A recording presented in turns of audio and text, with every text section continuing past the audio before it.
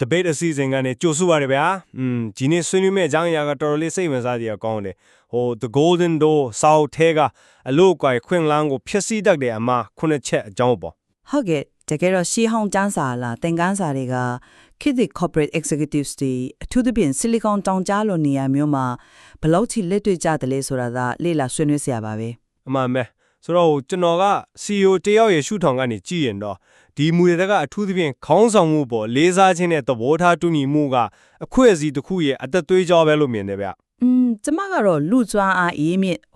HR ကျွမ်းကျင်သူရှုထောင်ကနေနည်းနည်းလေးကွဲလွဲချင်ပါတယ် Silicon တောင်ကြားလိုနေရာမျိုးမှာဆိုရင်ရရကိုအမြဲတမ်းသဘောတူညီနေခြင်းကတိထွင်စမ်းသစ်မှုကိုတပ်ပစ်တတ်တယ်လေဟုတ်တယ်အမြန်ခေါင်းကြီးနေတော့ idea တစ်တွေမထွက်နိုင်ဘူးဆိုတာမှန်ပါတယ်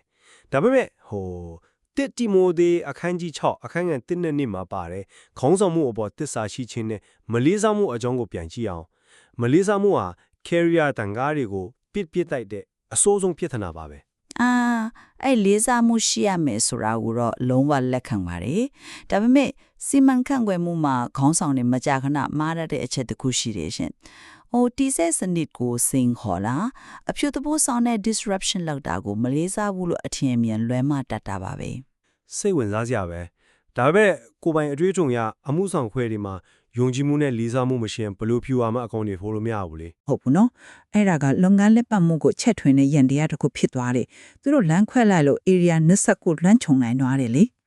ဆိုလိုရာကအဲ့ဒီ user ကဟုတ်ကဲ့အဲ့ဒါက Silicon တောင်ကြားမှာသုံးတဲ့ disagree and commit ဆိုတဲ့မူဝါဒနဲ့သဘောတရားအတူတူပါပဲ idea တွေကိုအရင်ဆုံးဖြင်းထန်စမ်းသပ်စစ်ဆေးပြီးမှ product အသစ်တွေထွက်လာတာပါကျွန်တော်နည်းနည်းတော့ရှုပ်သွားတယ်ဗျာလက်တွေ့လုပ်ငန်းခွင်မှာဆိုရင်MOOC အခန်းကြီး3အခန်းငယ်3ကသဘောမတူပဲနေအောင်သူတွားနိုင်သလားလို့ဆိုထားတယ်လေအမှုဆောင်ဖွဲ့တစ်ဖွဲ့မှာအမြင်မတူပဲအမြင်ငင်းခွန်နေရင်အဖွဲ့ကွဲသွားမှာပေါ့အဲ့ဒီနေရာမှာကျမတို့အရေးကြီးတဲ့မူပေါက်တစ်ခုကိုသုံးလို့ရပါတယ်အဲ့ဒါကတော့အလုပ်တာဝန်နဲ့ပတ်သက်တဲ့ပဋိပက္ခ test conflict နဲ့ပုဂ္ဂိုလ်ရဲ့ဆက်ဆံရေးပဋိပက္ခ relationship conflict ကိုခွဲခြားခြင်းပါပဲသဘောပေါက်ပြီဆိုတော့ test conflict ဆိုတာ idea တွေကိုအခြေအတင်ဆွေးနွေးတာဖြစ်လို့တီထွင်မှုကိုအားပေးတယ်ပေါ့ကွက်တိပဲဒါပေမဲ့ relationship conflict တဲ့ပုဂ္ဂိုလ်ရေးသွေးခွဲမှုရောက်သွားရင်တော့အဖွဲ့အစည်းပျက်စီးထားတာပေါ့ချင်းတကယ်ကောင်းတဲ့ခွဲခြားမှုပါပဲဒါကိုကျိုးဒဏ္ဍကစင်းနဲ့ခိုင်းနိုင်လို့ရမယ်ထင်တယ်ဗျာဒဏ္ဍရဲ့ကျိုးတွေကစန့်ကျင်ဘက်အရက်မျက်နှာအတီးတီးကိုဆွဲဆန့်ထားတဲ့တင်အားတွေရှိနေလို့ဒါ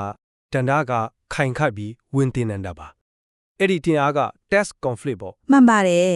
တကယ်လက်ပါတဲ့ဥပမာပဲဒါပေမဲ့ကျိုးတစ်ချောင်းပြတ်သွားရင်ဆိုလိုတာကပုဂ္ဂိုလ်ရေးရမလေးစားမှုတွေဝင်လာပြီးအဖွဲ့ပြိုခွဲသွားရင်တစ်ခုလုံးပြိုကျသွားမှာပဲတွတ်တန်26အခန်းငယ်20မှာပရိပက္ခဖန်တီးသူများမရှိလျင်ငင်းခုန်မှုရက်စဲသွားပြီလို့ဆိုထားတဲ့အတိုင်းတန်တာကိုဖြိုမဲသူတွေဖေရှားရမှာပဲလေယုံမတဖို့တူပါတယ်အဲ့ဒီဂျိုးဒန်တာဥမာကအမှုဆောင်ရရှိတဲ့အတွက်အလွန်ရှင်းလင်းတဲ့ပုံရိပ်တစ်ခုပါကောင်းဆောင်ပိုင်းနေအနေနဲ့ဝန်ထမ်းတွေကို mentoring လုပ်တဲ့အခါဒီတရားနှစ်ခုကြားကခြားနာချက်ကိုအသေးချာနားလည်အောင်တင်ပေးရပါမယ်ဟုတ်တယ်ဗျပြသားသားတင်ပေးလို့တယ်အယူဆကိုပြင်းပြင်းထန်ထန်ဆင်ခေါ်ဝှက်ပေးရမယ်ဒါပေမဲ့လူပုဂ္ဂိုလ်ကိုတိုက်ခိုက်တာလှေစားတာမျိုးလုပ်လာရင်တော့ပြသားတာအေးယူရပါမယ်အဲ့ဒီလိုမျက်တာမှုရှိမှဒါကုမ္ပဏီကစတင်နေမှာပါအမှန်ပါပဲအခုဆိုရင်ကျွန်တော်တို့နှိုးစလုံးက career တိဆော့ရမှာအလူကြီးရဲ့ပေါ်လဲစားမှုနဲ့ပုဂ္ဂိုလ်ရေးရမလဲစားမှုတို့ကိုရှောင်ကျဉ်ကိုအလွန်အရေးကြီးတယ်ဆိုတာကိုသဘောတူညီမှုရရှိပါတယ်ဗျဟုတ်ကဲ့ဒါပေမဲ့လုပ်ငန်းခွင်တွင်းကသဘောထားကွဲလွဲမှုတွေဟာအဟန့်အတားလားဒါမှမဟုတ်တိုးတက်မှုအတွက်လွယ်တဲ့တင်အားတစ်ခုလားဆိုတာကတော့ဆက်လက်ပြီးလေ့လာစရာတွေရှိနေတော့ပါပဲဒီအကြောင်းအရာမှာအဖြေတစ်ခုတည်းအတင်မရှိပါဘူးဟုတ်ပါတယ်လက်တွေ့ကြတဲ့အကြံပြုချက်တွေဟိုပေးရရင်တော့အမှုဆောင်အရာရှိတွေအနေနဲ့ကိုယ့်ရဲ့အဖွဲ့အစည်းထဲမှာခုနကဂျိုးဒန်တစ်စင်းလိုကျဲမာတဲ့တင်အားမျိုးတိဆောက်ပါလို့တိုက်တွန်းခြင်းတယ်ဟုတ်တယ်ရှင် idea တွေကိုအကျိတ်အနယ်ဆွေးနွေးခွင့်ပြုပြီးပုဂ္ဂိုလ်ရေးရာလေးစားမှုကိုတော့အမြဲထိန်းသိမ်းမှုအရေးကြီးပါတယ်ဓမ္မတာလုံခုံးကွင်မှာအလော့ကိုင်းအခွင့်အလမ်းတစ်တွေပုံမပွင့်လန်းလာမှာဖြစ်ပါတယ်ဒီကနေ့ဆွေးနွေးမှုကနေတဆင့်ခေါင်းဆောင်ပိုင်းတွေအတွက်ပုံမလေးလာစရာရှုထောင်းတွေကိုရရှိသွားမယ်လို့ယုံကြည်ပါတယ်ဗျာ